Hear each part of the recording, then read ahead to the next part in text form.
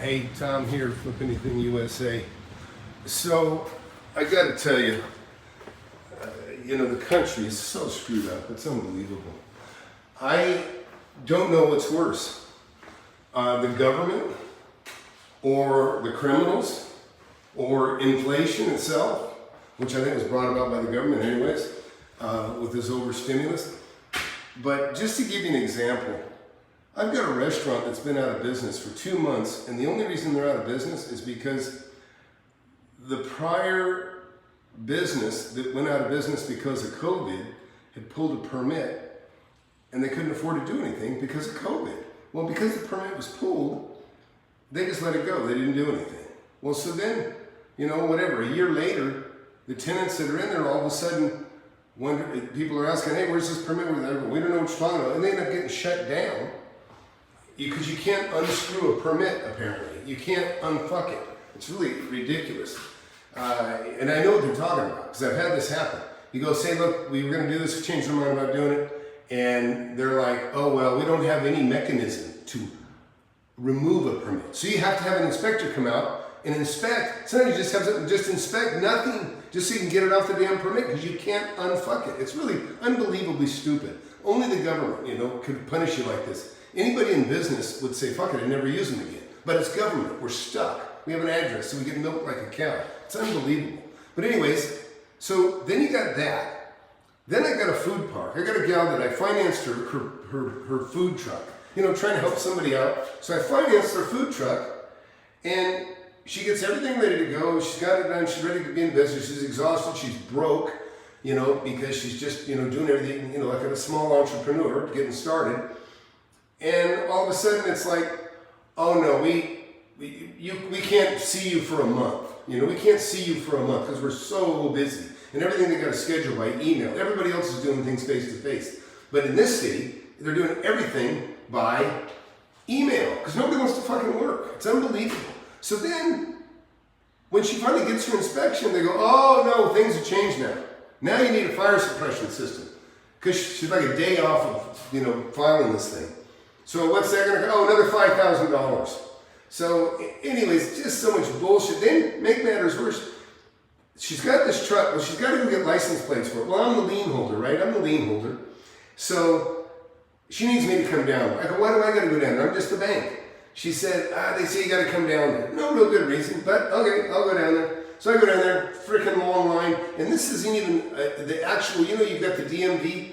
This isn't even a state-run DMV. The state-run DMV is referring people out to these private sector people that are like facilitators. Because the government is so screwed up that there's actually a booming business where you facilitate the bullshit of the government for other people that'll go crazy dealing with it. And so that's where we're at. So I have to spend an hour and a half waiting in this line and for really not a great reason. Of course, I'm just hanging out. I'm doing business on my phone. But I just think about this poor entrepreneur going through all this bullshit. It's already hard enough, right? It's already hard enough. And then the government just makes it 10 times harder. Not twice, 10 times harder. And so I've got a restaurant out of business, probably not even going to make it. They've already lost 2 months. I mean, they've already not burned me, but I mean, I'm dealing with it. But there's, $17,000 in 2 months. Then I've got, an entrepreneur trying to get a food truck going. Help her. Well, no good deed goes unpunished. She's being tortured, and I'm being tortured as a result too. And then, what was next? Oh yeah, so then I go down there, we had a huge homeless problem. Homeless checking doors, breaking into buildings, all kinds of shit like that. Crying through the roof. This city's invited them down here. And then, they have a petition. Then with the petition, they have a vote, and then the council tries to mislead. Then the government, the council tries to mislead the proposal because they want to keep the homeless because they're getting $65 million a year of federal money and they're handing it out to their friends. So what do? They instead of just taking it down, there was enough votes from the people to petition that they could just remove it. Say, okay, no more homeless. But no, they say, oh no, we're going to have a vote. Delays it. Then we have the vote. So now it gets removed. It gets repealed. Well, the cops, they defunded the cops. The cops don't want to go out and remove the bums from under the bridges or kick anybody out, and because they're not supported by the council. So they've created this huge rift between, the cops and crime going through the roof. Then not on top of that, check this out. So then this morning, I have a tenant, oh man, somebody broke into our trailer. They didn't break into the trailer. What they did is they pulled the power, cut the cord on the trailer, and stole 10 foot of cable. 10 foot. That's it. And now these people lose all their groceries because everything rots in their freezer and their fridge. And again, it's all this shit, all this crime brought into town by the city council itself. They've invited them here. And now these poor people, now the groceries are shot. Well, only good thing about this day, the only good thing is the fucking idiot thief that came and stole the cable, he left his cell phone. I got his cell phone. And so, do you think I'm going to call the cops and say, oh, let's track this idiot down? No, I'm not going to do it, because I know what to do. He'll say, oh, they stole my phone, and then they broke into your place. Or, then they said, so I'm going to sell this idiot's phone, and get a few $100, and I'll give it to the tenant to help offset the cost of their cord. But it's unbelievable. But so like I say, crime, inflation, and government bureaucracy. In all honesty, I think the government bureaucracy is the worst of all of them. The worst. And anyways, so I'm just telling you, think about how tough it is right now for people to get by with the inflation and everything else. And then you've got the government just strangling small business that are trying to get somewhere, trying to make it. And, they're just torturing them. They're just torturing them. It's unbelievable. So anyhow, what do you guys got to say? Yeah, I'm going to keep the phone, sell the phone. I had to move out of the city because of the increased crime. I had many weirdos knocking on my door. Yeah, that's my problem. I own too many doors. Yeah. Hey, Robert. I have too many. Which bureaucracy too? He's over in Spain. Portugal, I apologize. Oh, I don't even want to talk about it, Riker, but it's not too far from that shithole you live in. It's nearby. Yeah, it's unbelievable. It's unbelievable. So, it's same shit everywhere. The other things they do. They want to take 2 lanes and squeeze it down to 1 so they can add an extra big bike lane. And in this town, it's too fucking hot. Nobody rides a fucking bicycle anywhere around here. It's too hot. Maybe on a Sunday early morning. But they want to reduce 2 lanes down to 1 for the purpose of creating more bicycles. The bicycles don't ride in the heat. Most of them can't do it. It's too hot. And so they're going to bike to work. No, they're not. They're going to bike to work. It's too hot. They're going to need a shower waiting for them. It's unbelievable. So anyways, I've been moving all my operations out of town. I'm just doing stuff like this in small towns where they don't have quite as much crap. But they're learning. I don't know why these small cities, they want to use the big cities as an example to follow, the ones that are most fucked up. They say, oh, we're trying to go there.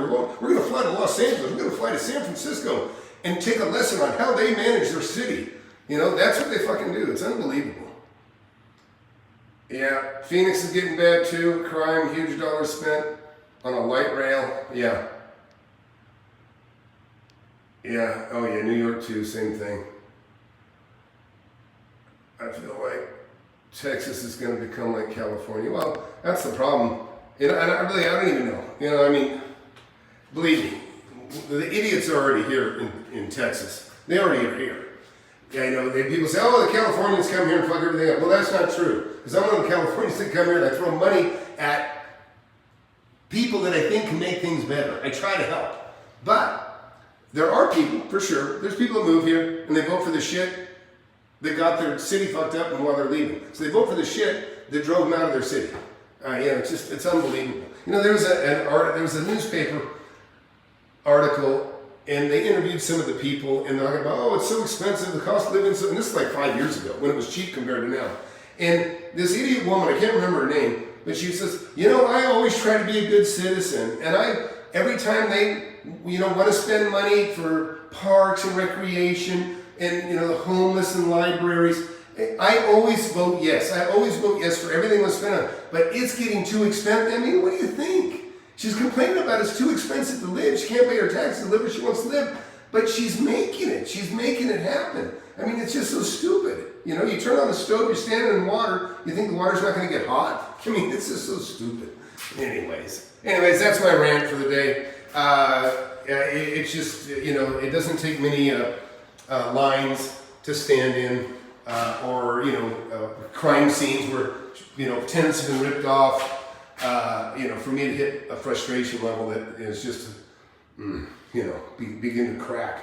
But on the upside of things, there is going to be a lot of opportunity to make money, because this is stuff that is breaking people and driving people nuts and damaging them.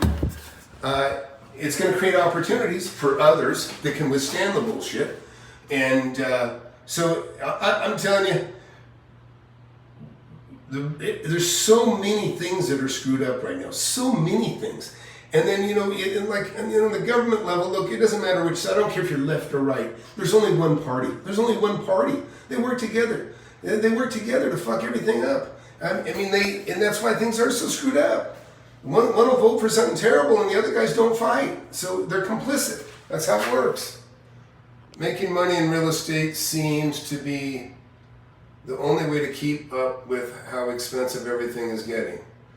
Yeah, well, you got to make money. Listen, making money is your hedge against all the bullshit that's in this title. Crime, government bureaucrats, inflation. That's what you got to do. You got to make money. And then, the kids are so fucking depressed. I've got a nephew that just OD'd a week ago, 22 years old. Smart, bright young man. I have no idea what the hell got into him, but he's gone now. Life is over. And, and where's the fentanyl coming from? It's coming over the border with all the other millions of illegals, Haitians, and every other nationality. Think about how rich we're making Mexico right now. Mexico basically can let anybody come into their country from anywhere. It doesn't matter. Give us your worst. Come on into Mexico. Pay us a little toll and we'll take you over the border, because there is no border anymore. It's been opened up by Biden. So walk on through, no problem. You can just imagine how much money you've got. They've had more fentanyl coming over the border since Biden's been in office. Far more than all of the Trump years. Trump did everything. He closed the border. He ended the fentanyl. Fentanyl crisis was almost non-existent anymore. Now it's full on again. And all because, over bullshit, just politics, just selling out the country. I was talking to somebody the other day who said, the zombies won, right? The zombies won when you got a zombie in the White House. Listen, I don't care if you're left or right, it doesn't matter. It's indisputable. The guy can't speak a sentence in a teleprompter. Doesn't know what the fuck's going on.